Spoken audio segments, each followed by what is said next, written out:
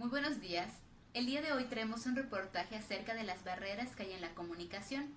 Pero antes de centrarnos en este tema, hablemos acerca de la comunicación, la cual es esencial para nosotros y forma parte de nuestra vida cotidiana. Sin embargo, la realidad es que nos cuesta mucho trabajo comunicarnos de manera adecuada. A pesar de los avances tecnológicos en materia de comunicación, el ser humano actual presenta problemas para comunicarse de manera clara y precisa con sus semejantes, principalmente porque existen barreras u obstáculos que interfieren o limitan dicha comunicación. Estas barreras se clasifican de la siguiente manera: las semánticas, las físicas, las fisiológicas, las administrativas y las psicológicas. A continuación, mis compañeros les presentarán cada una de estas barreras, haciendo énfasis en las del tipo de semánticas. Muy buenos días. Como dice Wendy, la comunicación es parte esencial de nuestra vida y por eso hay que tener en cuenta los diversos factores que la impiden. Una de estas es la barrera física, que son las circunstancias que están en el medio ambiente e impiden la buena comunicación, y las fisiológicas son las que están en el emisor. Esos son los problemas que hay en el emitir o recibir un mensaje de acuerdo, ya sea por causas de nacimiento o ya sea parciales o totales. Por otro lado, las barreras psicológicas son ocasionadas por el agrado o rechazo del emisor o receptor. Las barreras administrativas pueden causar distorsión de mensajes, y los factores que pueden originar barreras administrativas serían, entre otras, la estructura organizacional, los circuitos, redes y patrones de comunicación y la ambigüedad en los estatus y roles. Pero hoy nos enfocaremos más en las barreras semánticas. Estas se presentan por una falta de coincidencia entre el emisor y el receptor, en relación al significado que pueden poseer palabras, enunciados y los símbolos utilizados en la estructuración del mensaje. A continuación, veremos una pequeña entrevista realizada por mi compañera Victoria Villamil al Dr. William Reyes, y posteriormente la entrevista realizada por mi compañera Naidy Rodríguez a el profesor Rodrigo Domínguez.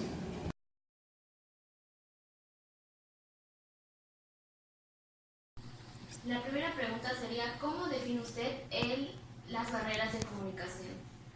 Muy bien. Lo primero que yo entiendo cuando me dicen barreras de comunicación es aquello que impide que pueda haber una buena comunicación entre dos personas, ¿no? Aquellas cosas que interfieren para que se dé claramente el mensaje que ambos se comunican. Okay. ¿Y usted conoce alguna clasificación de estas barreras? Específicamente una clasificación teórica no conozco, ¿no? Pero bueno, con el vivir, con la experiencia que va teniendo uno, pues va conociendo casos o ejemplos de barreras que impiden la comunicación. Okay. Maestro, y durante su experiencia en el aula, ¿cuáles son los problemas de la comunicación que usted cree que se presentan más? Sí, yo pienso que, por ejemplo, un problema que se presenta mucho es, hablando específicamente de lo que sucede en el aula, es cuando el profesor no tiene los elementos o la didáctica para comunicar de forma asertiva. Él siente que comunica, pero no es preciso con el mensaje que da a los alumnos, ¿no? Entonces, siento que en la medida que las personas, como en este caso el profesor, pueda trabajar mejor esta comunicación, pues se va a poder entender mejor con los alumnos. Ok, maestro. Retomando un poco de la clasificación de las barreras de la comunicación, hay un tipo que se llama barreras semánticas, que se refiere a la mala interpretación del mensaje debido a que se usa otro lenguaje o palabras muy técnicas. ¿Usted ha presentado este tipo de problemas durante su estancia en el aula? Sí.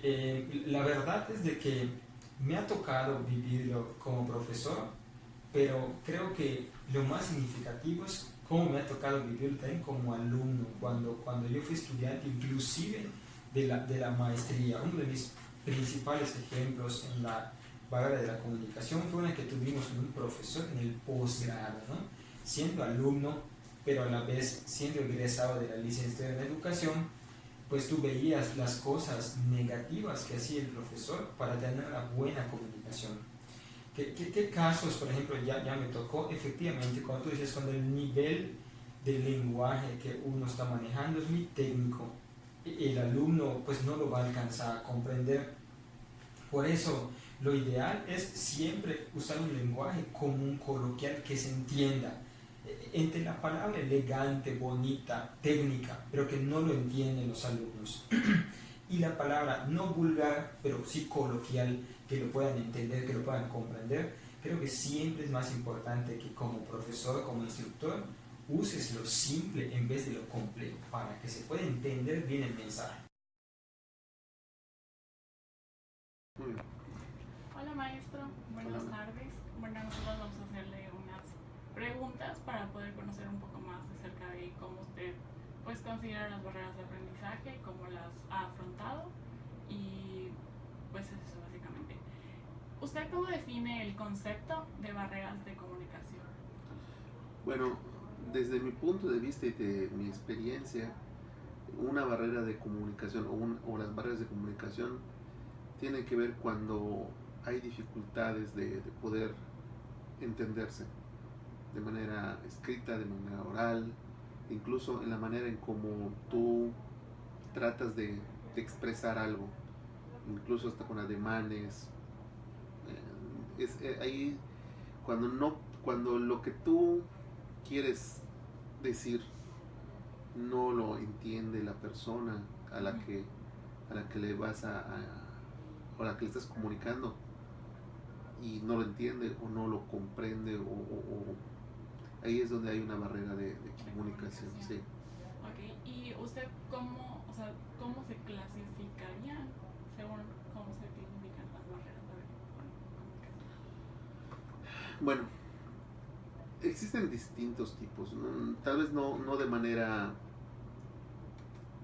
formal en la literatura. Yo diría que más bien son desde el tipo de lo informal, ¿sí? Por ejemplo, cuando hablamos, incluso ha sucedido y he visto cuando las personas hablan y no se están entendiendo. Incluso hay hasta pleitos o discusiones porque no están entendiendo, no se están entendiendo exactamente. A veces porque algún concepto no es entendido de una manera y pasa a la preparatoria e incluso en la propia universidad a nivel ya profesional se toman algunos puntos, ¿no? Pero no se mantiene esta parte de continuar con el idioma, ¿sí? Entonces, ejercitando, mejor dicho, este tipo de cuestiones. Entonces, algo tan básico como una oración, sujeto, predicado, verbo, el nombre del sujeto, objeto directo, indirecto, etcétera, etcétera. Esto pudiera ser tan obvio, pero no lo es. Y cuando tú ves un documento que escriben y no tienen esos elementos, dices, oye, no se entiende. ¿Por qué? Porque no tiene ni siquiera el sujeto, ni siquiera tiene el verbo, o sí tiene un verbo, pero está mal conjugado. ¿Ah? Aquí debería haber un artículo y no hay. Entonces, ese tipo de cosas que deberían de seguirse reforzando.